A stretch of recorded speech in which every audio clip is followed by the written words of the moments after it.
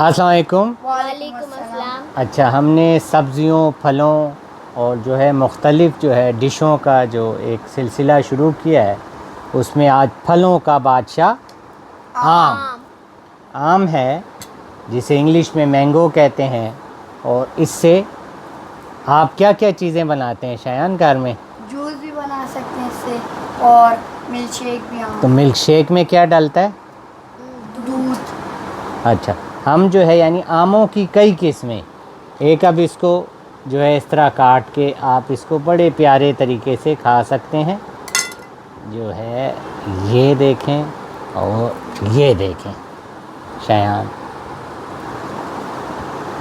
अच्छा, आमों की जो है बहुत ज़्यादा अफादियत है, इसमें फ़ाइबर है, और ये जो है इंडिया और पाकिस्तान का जो है कौमी फल भी है। आम तौर पे आम का क्या रंग होता है?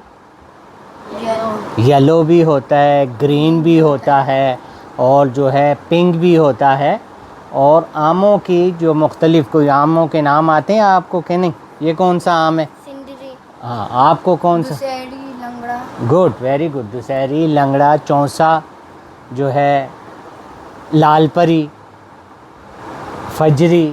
तो पाकिस्तान में आमों की कई इकसाम पाई जाती हैं, और जो है गालिब को भी आम बहुत पसंद